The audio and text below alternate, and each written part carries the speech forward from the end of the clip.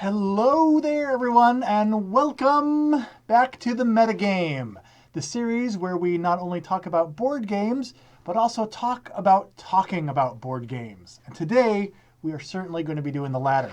I am your host, Chaz Marler, and in today's episode, I want to talk about a subject that became especially relevant to me this past week. That old cherished chestnut of the internet of reviewer integrity. And afterwards, I'm going to skim through the YouTube comments for questions. And if you want your question to have a better chance of being found by me, go ahead and add the hashtag TMG to your question, because when I'm going through the questions, the comments, I'm going to do a search in my web browser for that hashtag to make those highlighted, so they'll stand out to me a lot better. Okay, but before we get to the comments and everything about that, let me set the stage for today's conversation. As you know, podcasters and vloggers, especially those who publish opinion pieces and reviews and stuff like that, have to juggle multiple relationships in the board game industry without causing a conflict of interest. I mean, on any given day, you may be interacting with designers and publishers, distributors, other podcasters, and of course, you guys, the viewers. But, this isn't just something that is specific to board games either, of course. Mobile device reviews, movie reviews, any reviewer out there has these same obligations. On any given day, a YouTuber, vlogger, podcaster may be interacting with all of those different people. And what's neat is that when it comes to everyone, fortunately, we're all playing on the same team, their own team. And so those social relationships can be great, but can also, by its nature, lead to an environment where when someone starts to have success in a certain area, it can actually introduce new issues that weren't really things to worry about beforehand. Some people out there in the internetosphere, they're going to say that this is a matter of reviewer integrity. That's what it's all about. You come out there, you say things, and you have reviewer integrity. But I'm going to disagree with that. Okay, and I mean, let me explain why. Here's why. Because integrity by itself isn't something that you can just come out and produce. A podcaster or a vlogger can't come out online and say, I can be trusted because I'm going to have full integrity. Let's go. It doesn't work that way. In that case, they're full of something, but it's not integrity. Now, I can see what that type of person is trying to say, and integrity is important, but it's not something that someone can just control all by themselves. It's going to be a byproduct, a result of the decisions and the actions that podcaster or vlogger takes. I think that it's more about professionalism. And that's easy just to say, but what does that mean?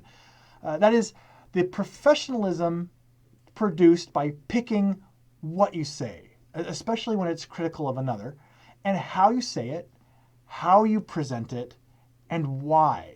The why is a really, really important one there.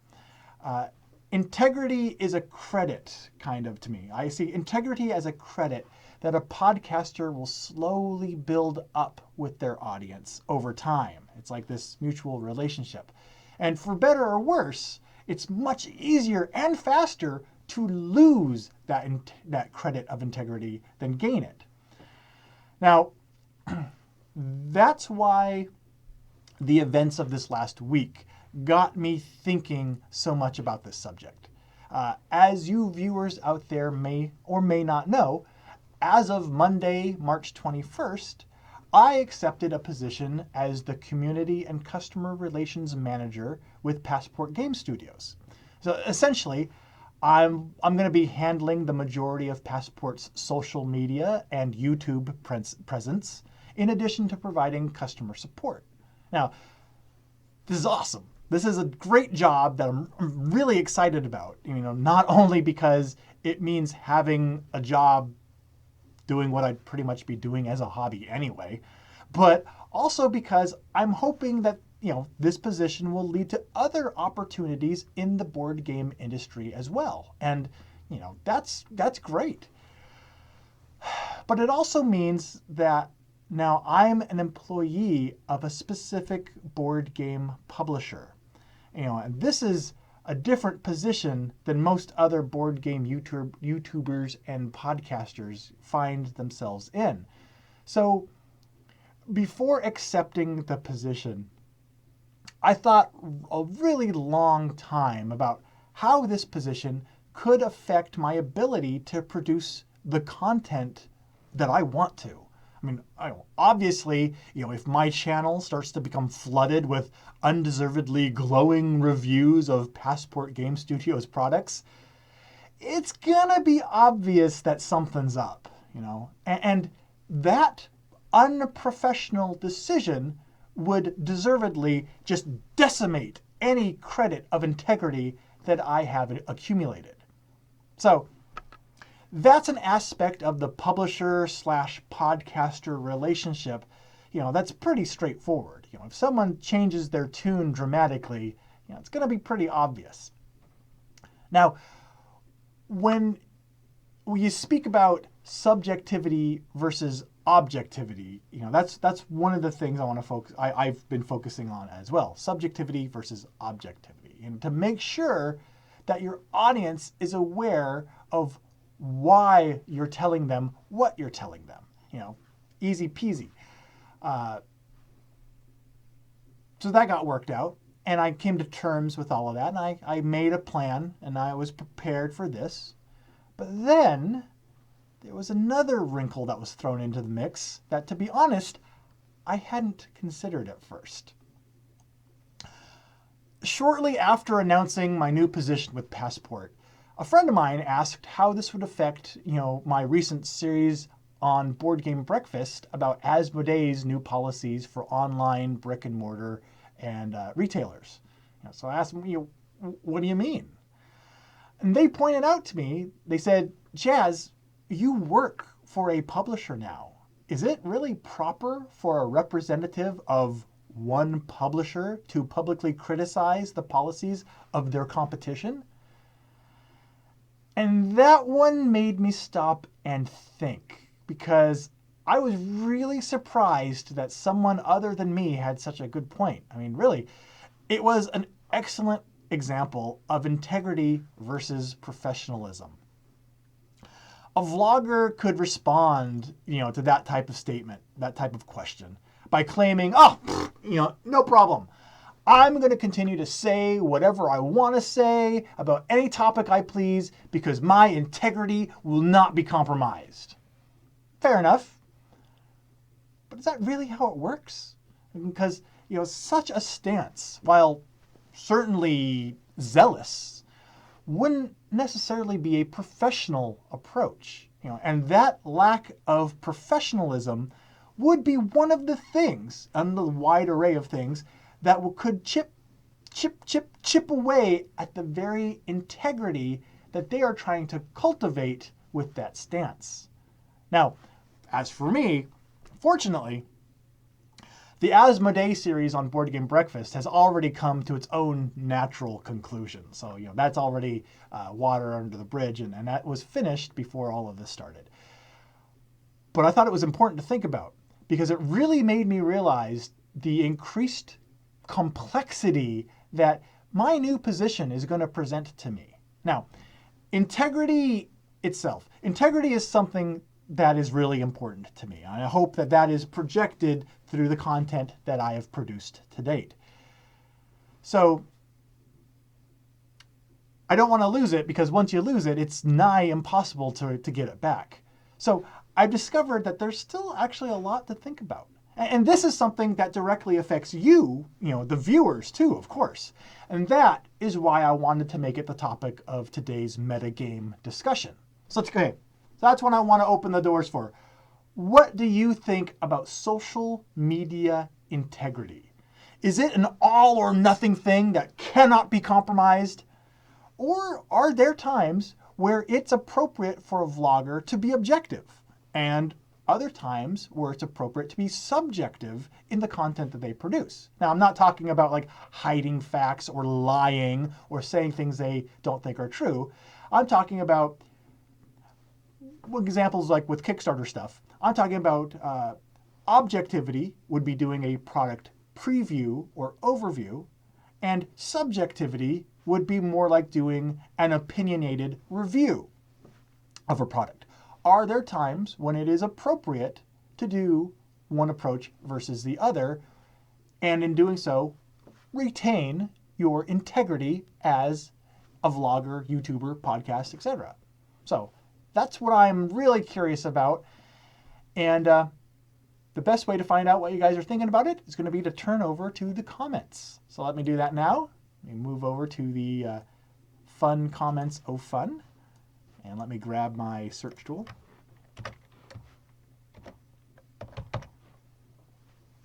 All right. And I'm going to try and keep the comments from jumping as much today. Okay. Well, let's just jump right into the meat of this with Kabuki Kid. Hello again. And Kabuki Kid is going to ask, Chaz, how did you discover your info about Stephanie Carville, the Asmodee CEO? I can only imagine your reaction the moment that you realized about that. And I believe what Kabuki Kid is referring to is that when I discovered that the current Asmodee CEO was formerly an executive officer at the company that owned a video game studio that I worked at, and that parent company closed down our studio. So it's kind of like seeing that name again was like, whoa. That's a really good question. And the answer to that is I wanted to, this ties in directly to integrity. That last Board Game Breakfast segment was one of the most challenging and difficult segments that I have ever put together, because two reasons. First, I really wanted to check my facts and, really cover all my bases there. And also difficult because it was the one to date that even when I was done with it, I wasn't sure I even wanted to upload it, to Board Game Breakfast and submit it. I genuinely considered just shelving that one completely, even after it was done. But to answer your question, how did I discover it? It was really from good old-fashioned internet research. Lots of following threads and Google searches, and I must have taken at least 2 complete evenings of just doing good old-fashioned, newspaper journalist type research. I found a lot of Asmodee and press releases, and actually some PowerPoint presentations from other things that were online from not only Asmodee, but also from the parent company that owns Asmodee, which starts with an E. I believe that company name starts with an E, but I'm drawing a blank on what that company name is. And I just followed a lot of threads that way. And I will admit that the realization that the Asmodee CEO is that same person that was the executive officer at Vivendi Universal, I did not know that until I started working on the trilogy of segments, or quadrilogy, however many I ended up making. I didn't even realize that until I started working on the segments. And I was actually originally going to have fewer segments on the subject. And when I discovered that, it kind of expanded it out and increased the number of segments that I had in that series. So it was a surprise, but it was something I discovered while I was working on the segments, and all those pieces kind of came together to create the narrative that eventually it became. Okay, Joshua has a comment here.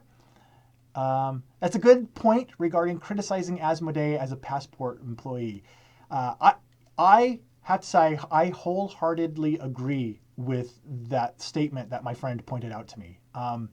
There's a real difference, I think, that I was hoping the discussion would go this way. There's a real difference between, reviewing something, speaking about something, being critical of something, and lambasting your competition. And of course, the Asmodee series, I'm glad that I developed it and put it out there but I'm also glad I did it when I did, because to be honest, it's a question of professionalism. One of the issues with the Asmodee series as well is if you start to harp on something too long, you start to come across as a bully. And I wanted to finish that series soon enough and say everything succinctly enough so I could finish before I started to become like the anti-Asmodee bully on the block. Because I do enjoy their products, a lot. I love Asmodee games, and I just wanted to draw some parallels to some things that I had experienced in other areas, the video game industry and web design and my own local game shop and stuff like that. I just wanted to draw some parallels that I've seen from my own experiences. As for what's going to happen, I've had another person mention to me, you're wrong about all this stuff about Asmodee. And my response to that is my response to anyone who mentions that. I hope I'm wrong. I hope I'm full of hot air and being alarmist and nothing comes of it. That would be awesome. That would be great. We're all going to find out, and that's really all that matters, isn't it? So we'll see. And I don't want to villainize anyone more than I have to. But I just wanted, the whole point of the series, and any media that I produce really, is to hopefully just spark the discussion. I hate it when something happens and no one talks about it, and everyone just kind of rolls over and continues with business as usual. I want to spark the discussions and keep the communication going, and people can disagree, but we can disagree civilly, and we can not have things divulge into a flame war. And those types of discussions, the real meaty discussions, are really what I hope to foster. I mean, that's the reason for this whole metagame series as well. It was another opportunity to spark those types of discussions. Okay. Nate has a good question here in the comments, and I'm just going through the ones that are highlighted. So this is the next one that came up on my list. Nate asks, Chaz, do you honestly believe that they have good intentions, Asmodee it is? I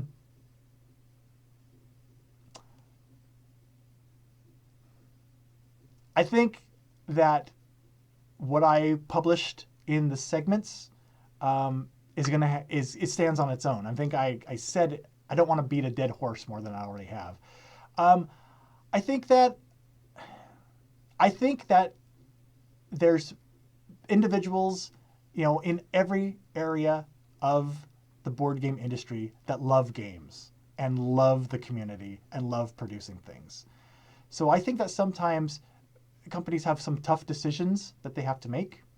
And I think that with any company out there, not even the board game industry, any company, there can be a real challenge to how they communicate the decisions they've made when they come to those crossroads.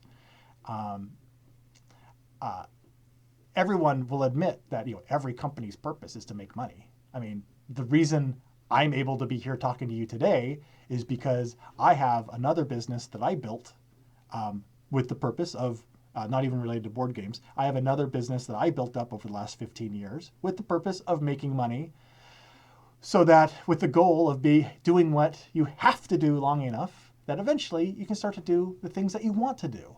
And, if a business's number one goal is not to turn a profit, they're not going to be in business for very long. How they go about doing that, is another question. But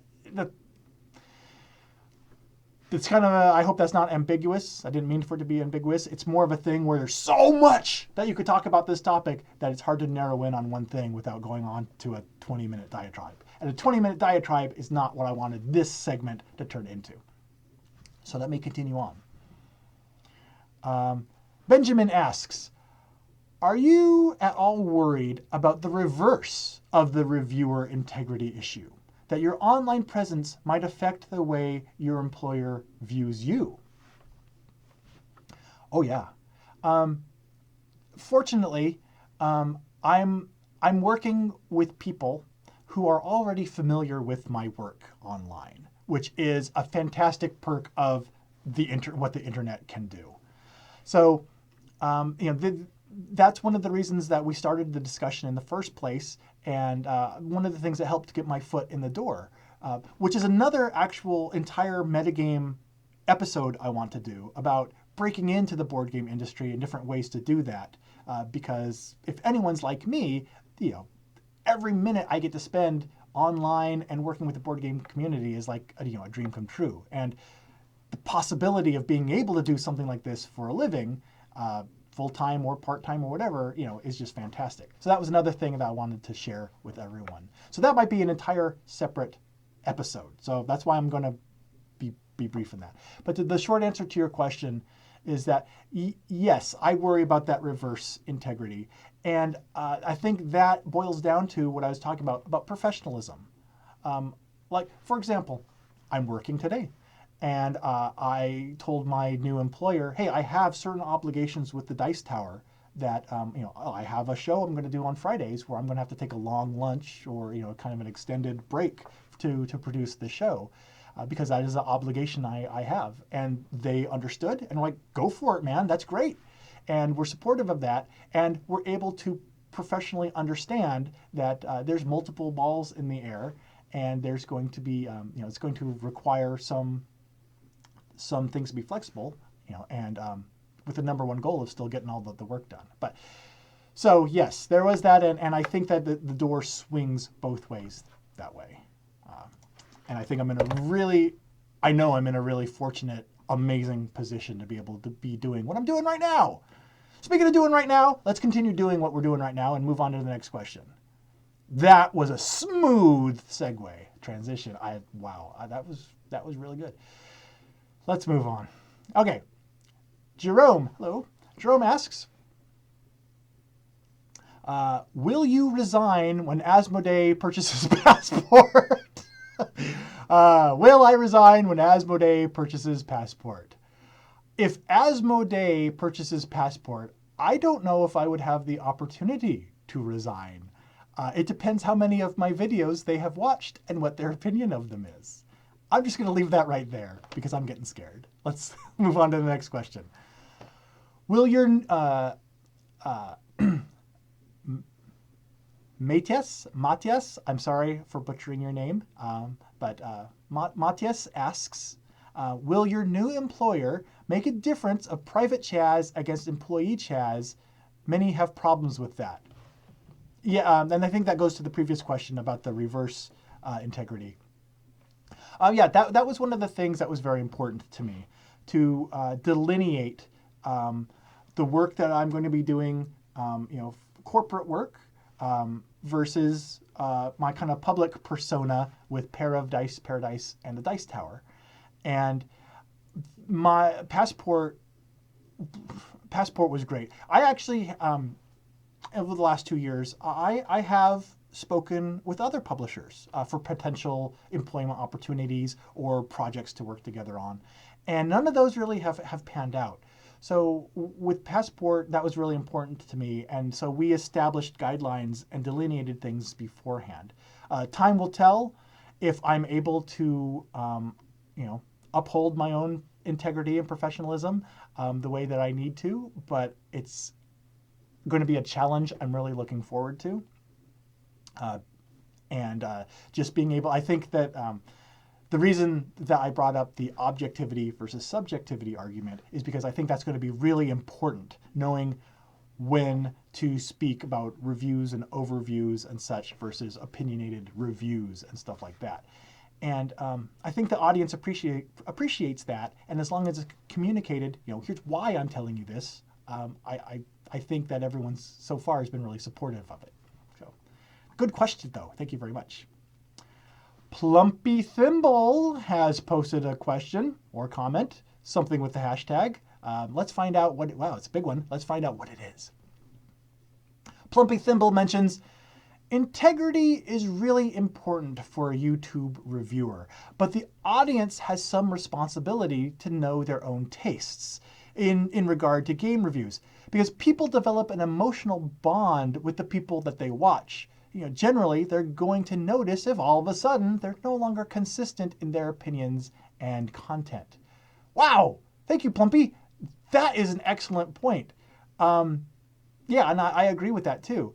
I especially agree with that people develop an emotional bond with the people that they watch.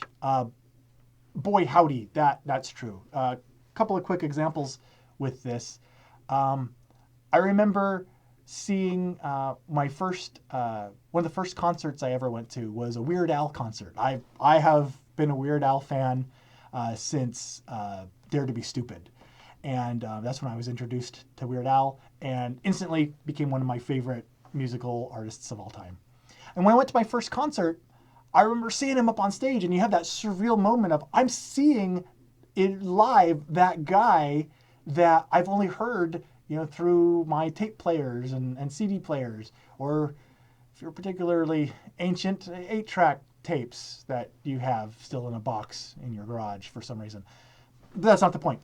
The point is that there's this real connection, and you realize you know a lot about that person that you're watching, but they know nothing about you. It's a one-way relationship, but it's something that humans do all the time. And so I know that YouTubers and such, members of the Dice Tower, we all have that same type of thing going on. I went to Gen Con last year, and it was, again, a surreal moment because it was flipped around. I had several people come up to me just walking through the convention hall at Gen Con, not even at the Dice Tower table, but came up to shake my hand and say, "Hey, I recognize you. You're Chaz Marler. I enjoy your work." And they shook my hand. And, a couple of them were like, "Could I ask possibly to get a picture with you?" Like, for sure. But seeing that reversed, the Weird Al effect on someone else, where they had this established relationship with the person, seeing that in reverse was just fascinating. And the reason people make those connections is exactly what Plumpy Thimble said, is you are attracted, that's the wrong word, you aggregate towards online personalities that you enjoy spending time with. That's always been kind of my number one goal, is to be an entertainer first. And of course, have integrity and actually have meat in the content you produce. But remember first and foremost that while content is king, no one's going to see your content unless they enjoy spending time with you watching your videos. So when when a viewer finds a YouTuber that they enjoy, there is a little bit of this two-way street, like Plumpy Thimble mentioned, where they develop an emotional bond, but also to be responsible for their own tastes, and if someone loses their integrity, to make sure that the viewer communicates that to them as well, and why they feel that way. Cool question, Plumpy Thimble, or statement. Okay. Thank you very much for it. Let's see if Nick Palmer can live up to Plumpy Thimble's awesomeness with his statement. His comment is, Nick says that he went from running one of the largest fan forums for a product to being their community manager. Has Chaz thought of how he would react to Passport doing something that you disagreed with? That's a good question.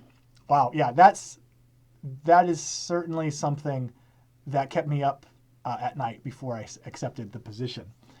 And that, first of all, if Passport, my employer, was to do something that I disagreed with, the very first thing that I would do would be to bring my concerns to them privately first. I think something that gets a lot of online personalities in trouble after a while is that they start to forget that not everything has to be laundered out in public. There are steps to go through, to do things.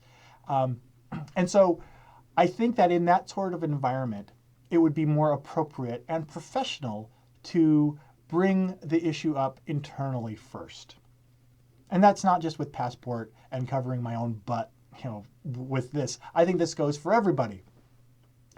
I'm not going to mention specifics, but I know that this year already there have been several issues with public board game personas that have caused a potential kerfluffle that those YouTubers said, nope, I'm sorry, I'm actually not going to discuss my relationship with this other person and what happened with us publicly, because we handled it internally and it's nobody's public business at this time. And I think that approach was really wise. And I think with any sort of relationship, personal or professional with an employer, that's a really good, important approach to take.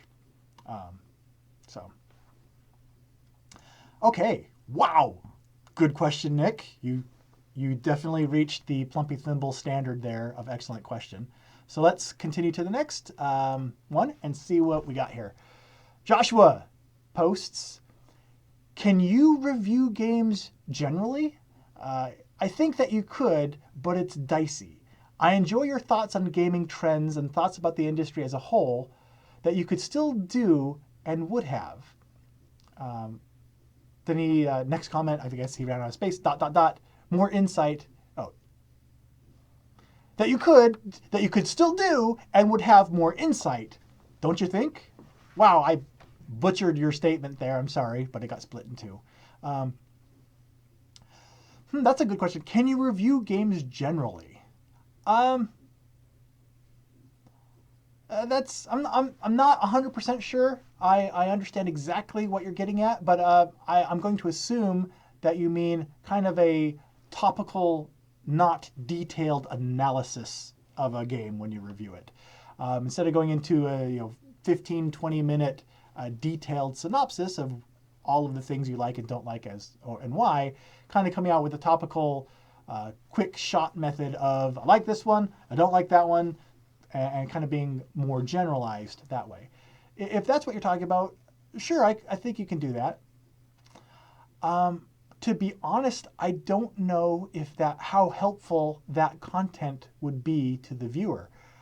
If a content creator was to take that approach simply because they didn't want to step on anyone's toes, I think they're actually doing themselves more harm than good. Because if you are purposefully diluting what you have to say about a topic or product, then that actually doesn't do yourself any good, and it doesn't do a service to the people that you're trying to show that to. You butcher your own content, and in that way you damage your own integrity, I think. I almost think that it would be better to not say anything rather than say a half-hearted or diluted generalized review of a product. That's one of the things that would be really interesting to see what other people have to say about that. That's a good question, and one that's far more elaborate than would first seem. But thank you, Joshua. That's a good one. Let's move on. Kabuki Kid here again, posting the comment of, Chaz, what do you think about the Asmodee rep saying that we are basically gluttons gorging on games? Don't you think that was a bit rude and hostile to fans of their games? Oh, you're going to make me address that too, huh? Thanks, guys. Okay. First of all, this is something that I believe it's really important for anyone who speaks about this particular issue to make sure they watch the video to take it within the proper context. This is one of those things where, speaking without a script, speaking off the cuff, it's really easy to mangle your words and, have something that you say be very easily taken out of context. Like I could say, this bottle here, it might have poison in it, but I certainly wouldn't poison Marty Connell from Rolling Dice and Taking Names. No, I certainly wouldn't want to poison Marty. Okay, now, in this context, that probably made total sense. And now I'm thirsty. But taken out of context, the statement that, sure, I wouldn't want to poison Marty, that could be taken out of context. And I think that is the trap so that the Asmodee representative fell into. I'm not going to put words in anyone's mouth, but taken in context, I believe the purpose of that statement was, hey, everybody, buy the games you love. Instead of buying more of a product just because you can afford to. Be more decisive with the money you have available and buy what you really want to, even if it means buying less of that product. And really, get the things you really like. And I don't think it was meant to say, how some people have interpreted it as saying, hey, we're going to raise prices, but don't worry because you're a glutton and you don't need to buy as much as you have been because you're just buying everything you can because it's cheap. I think it was more like, make wise purchase decisions. And even if it means purchasing less, make sure you're buying what you really want. I think that the statement was worded extremely clumsily. And I think that in itself has nothing to do with any company at all. I think it's just human nature. I think it was a little bit of a human foible there.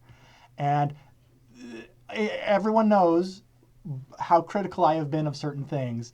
That specific thing, that statement in and of itself, I actually don't discredit the Asmodee representative for that, because I think he had a little bit of a trouble specifically communicating what he wanted to say, how he wanted to say it. And so I think that's all about that. I think it could have been stated better, yeah. But then again, if I had to go and apologize for every misstatement and things, horrible way of saying words that I do, I would be apologizing a lot more. Case in point. Let's continue on. Okay, next one we have here. Oh, we just got a jump. I apologize. So let me come back and find my place. Okay, here we go. Sin, R-C-Y-N, Sin, hello, has a comment here of, do you agree with the people who are supporting Asmodee's decision by saying hardcore gamers need to stop buying so many games? Wow. Well, I'm going to step back from Asmodee on this for just a minute, and I'm going to actually address your core question there of do hardcore gamers need to stop buying so many games? This is something I struggled with, and way back in the day, there was this couple that my wife and I, when we were first married, there was this couple that we would go and play hearts with. We play hearts and spades and all these different card games, and they were old enough to be our grandparents, but we really hit it off with them, and we would go over to their house, and we were talking once about that because at the time, it was when my wife and I first got married. We were broke, stupid, naive kids. We lived in a 316 square foot apartment for the first 5 years we were married. And, we would get the Safeway coupon books and get the coupons for the little microwaved Swedish meatball lunches. And we would max out those coupons. Like, you could get up to 12 of these lunches with this coupon. And we would not only get our coupon, we'd go get our landlord's coupon book and get that same coupon and max those out and fill our freezer with 99-cent lunches and stuff like that. So that's where we were coming from. So we had this discussion with them, about disposable income. And we told them, my wife and I, we don't have much at the moment, but we pay all the bills and put some in savings, and then we set aside X amount of money to do what we want with and not feel guilty about. But what do you think about that?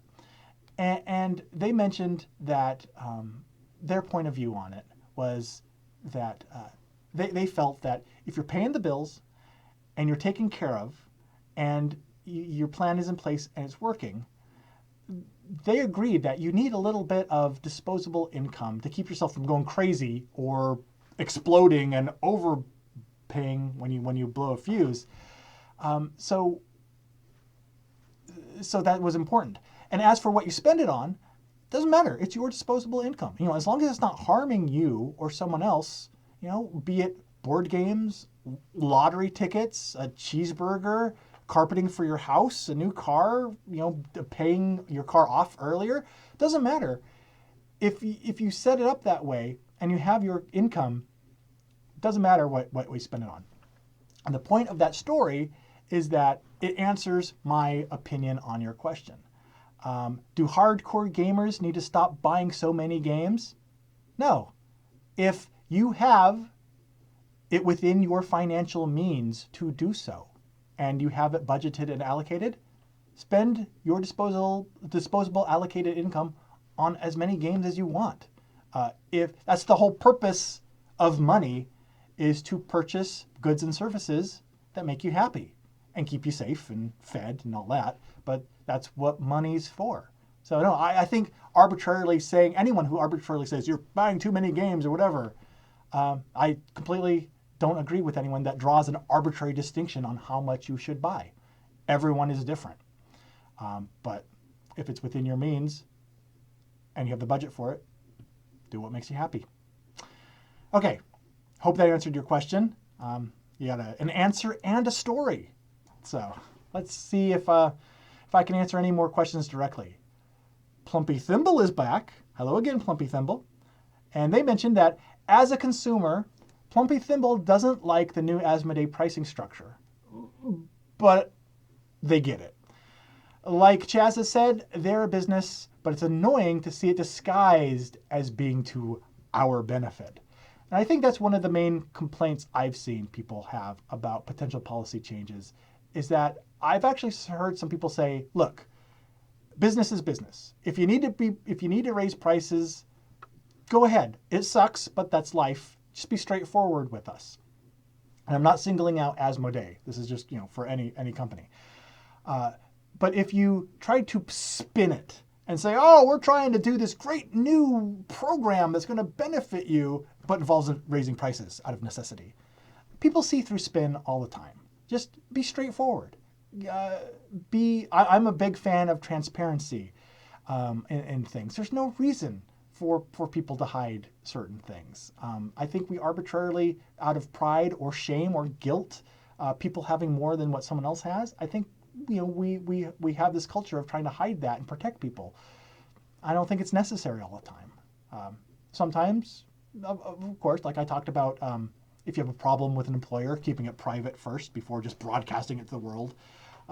There's discretion and procedures that are important, but arbitrarily spinning things to try and make them something that they're not, I don't think that's necessary. Okay, we're down to about 17 minutes, so let's see if I can continue going through some questions more quickly. Eric has the comment of, the thing about Asmodee is that we have yet to see is that, are they going to be Disney or Electronic Arts? Disney has done an amazing job with Marvel and Star Wars. EA has done less than stellar things. I think that's a really interesting point. So I think what you're saying here is, here you have Disney and Electronic Arts, two big parent companies that have bought up lots of little companies. And Disney, for better or worse, has produced a lot of really good content with these studios and companies that they have purchased. EA has fumbled and stumbled a lot. And I think you can see what EA wants to be, but they just haven't had the means and the prowess to pull it off. Which of those two avenues is Asmodee more likely to go down? That is going to be a really interesting thing to see how that pans out in the future. Let's see what happens if it's Disney-esque or EA-esque results. Thank you, Eric. Okay. An oversized sewing protective device commented again, just saying, yes, please do an episode about breaking into the industry. So that's one vote for that episode idea. Excellent. Okay, keep that in mind. Let's see, I'm going to need to search again. Okay. Okay, here we go. James posted with the hashtag, if Passport has no problem with you giving negative reviews of their games and you always give honest reviews of each of the games that you review, then your integrity should be upheld. It's a good point. That is a good point. We'll see how that goes. Of course, I myself don't want to, and I don't think Passport wants me or any employee, any company in this company wants their employees to give produce insincere content and insincere reviews of products. But I know companies also don't want to have one of their employees come out and say, hey, this new game that they just developed, Pickpocket, developed by Russet Taupe, it sucks beans. They probably don't want their employees coming out and being incredibly negative about those type of things either. So I think it's a balancing act, and I think it comes back to, of course, communicating and being respectful enough of the audience to let them know, hey, I am doing an objective overview versus a subjective review, and when it's going to be appropriate to do those things. And I think it is possible to achieve that without becoming a corporate yes man or a renegade. I think it's possible to do it while staying in the middle and being mutually respectful of all the parties involved. And so there you go. Okay. Oh yes, someone mentioned kerfluffle.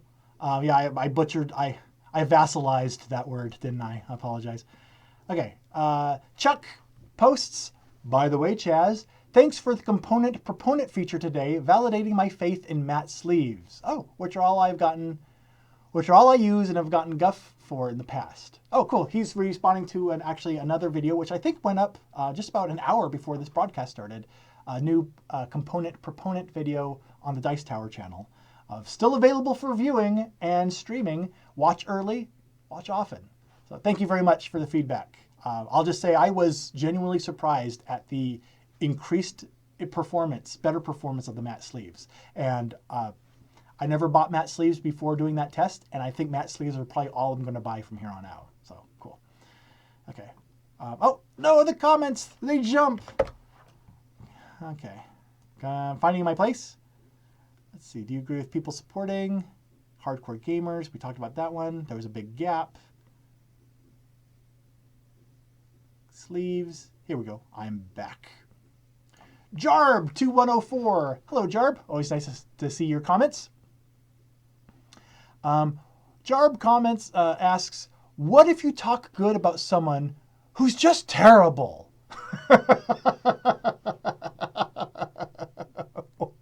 Well, I already talked about Marty.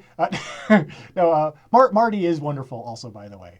And I'm very glad I haven't poisoned him yet. So the whole thing about what if you talk good about someone who's just terrible, that's a good question. And I think that boils it down completely to, is someone going to lose their integrity by just being full of garbage when they talk and just be insincere? And I think avoiding that level of insincerity, whether about people, companies, or products, is hopefully a line in the sand that's obvious for me and everyone, all the other YouTubers out here to see. But hopefully it's a very obvious line that we know not to cross. Joshua asks, or clarifies, he says, what I meant by generally was in general, from any company, since they're all competition with Passport. I agree with your statement. Oh, okay. So generally was not necessarily referring to the depth of the review. It was talking about all companies in general in the industry. Thank you for the clarification. Okay. And I think the answer still coincides with that. Okay. Little jump there. Okay. Nick asks, I think what we need to do with the Asmodee North America situation is that if we have a problem, to not attack individuals, but the actions. What are your opinions on the way people are attacking Anton? Nick, A+, gold star, absolutely. I'm not fully aware on what attacks, if any, have been made towards Anton himself, but I think that if people are shooting the messenger instead of the message, they're foolish at best. Any attacks towards a specific person is fruitless and ridiculous and wrong. There, I said it. It's wrong. It'd be wrong to attack the specific person. I hope that the board game breakfast segments that I developed show what I was critical of. The policies, the way policies are communicated, contradictions, parallels that I've seen in my experience in other industries in the past. Attacking the person who's saying it, though, ridiculous. Not the way to go. Not cool. So, I think that's all we have to say about that one. So pretty cut and dry. So let's move on. Chuck comments again that the best way to deal with this situation is A, to wait until it goes into effect to see what it actually boils down to. Good point. And B, to vote with your wallet. That's an excellent point. And again, I don't want to single out any single company or even the board game industry. I think that those are excellent points. I think it's important to discuss things beforehand. Someone mentioned, why are you even discussing this now? It hasn't even gone into effect until April 1st. Well, there's a difference between taking action and just discussing things so that it's, on top of mind and people are aware of what's going on. I agree it's important to talk about now, but yes, let's see what type of impact this type of policy has on the industry. Now, as for voting with your wallet, I am a huge advocate of that. And again, not even related to the board game industry. I won't soapbox or go on a tirade about this, but yeah, definitely vote with your wallet about anything that you see.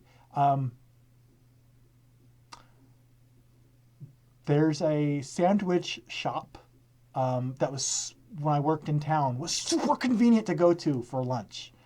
And it was right next to our office.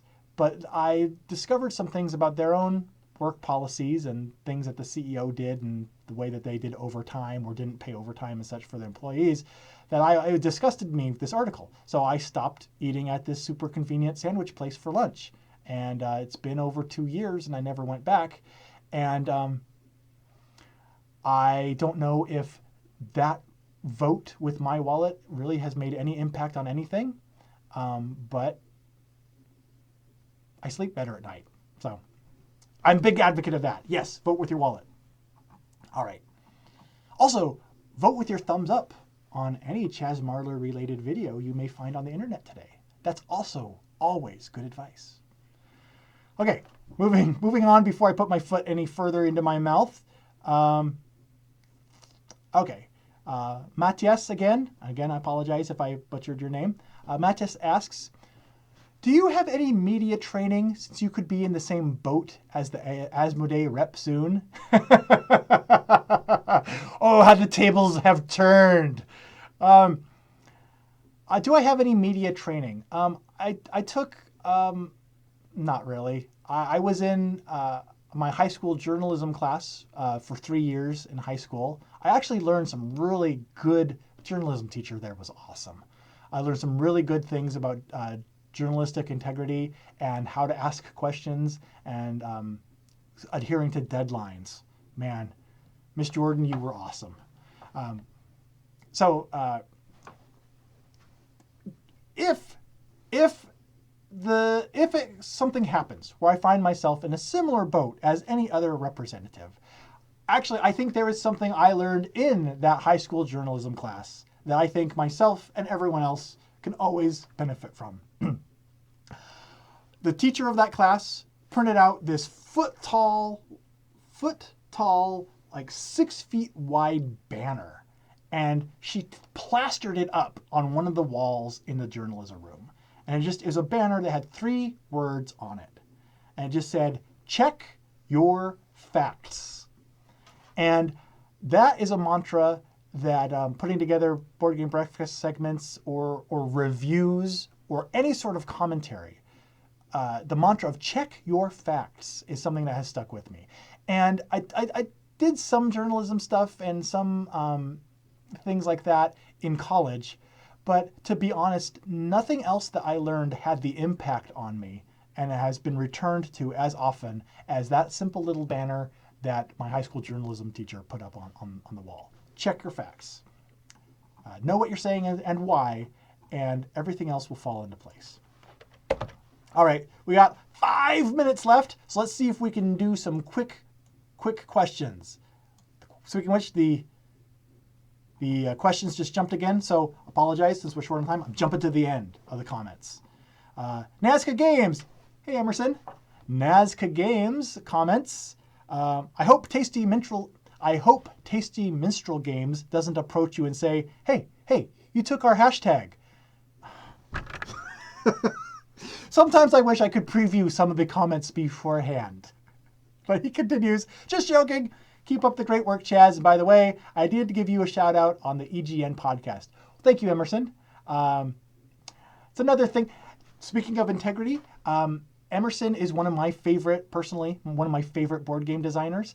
And so it is sometimes a challenge, especially when you go to conventions and you start to create an actual real life friendship. He's no longer just a designer in a box and I'm no longer a guy on a screen to each other. We start to create those friendships. That can add a whole additional wrinkle to speaking objectively about different things. But I have enjoyed the work that Emerson has done to date and looking forward to what he has coming up. But if Emerson screws up royal, I will be sure to let him know and communicate why I feel that way. And again, it's just one guy's opinion. But so far, so good, Emerson. Okay, moving on. Eric posts again that voting with your wallet isn't always as easy as it seems. Fantasy Flight Games is a large portion of the hobby, one of the few major players that does sci-fi right. Absolutely good point. Maybe I'll end this episode with something related to that, voting with your wallet, and how it's difficult because Fantasy Flight makes such great games. I'll end with something that answers that and ties back to the fumbled statement by Anton about buying fewer games that people have misinterpreted a lot. Yeah, it can be difficult to vote with your wallet, especially when board games give you so much enjoyment and it's your hobby and what you would like to do with your disposable income. And when one company has, monopoly isn't the right word, but produces a majority of the games that you like, what are you going to do? And I'm not going to answer that specifically because I don't have the answer to it. I think that buying games just for the sake of buying as many as you can isn't necessarily the wisest thing to do with someone's disposable income. But again, I've mentioned it's your disposable income. Do what makes you happy.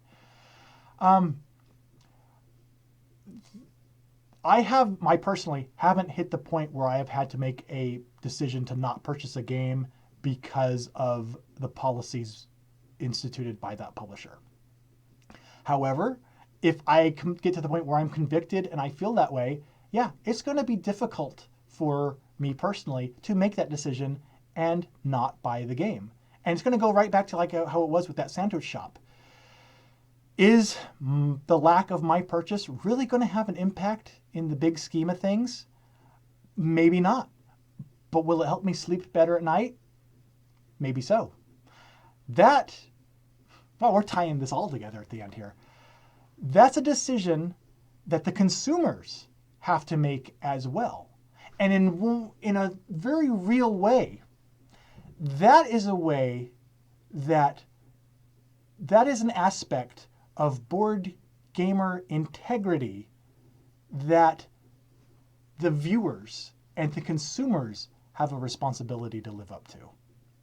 So I guess we all have tasks and challenges ahead of us, but just something to keep in mind and something that we'll have to work on.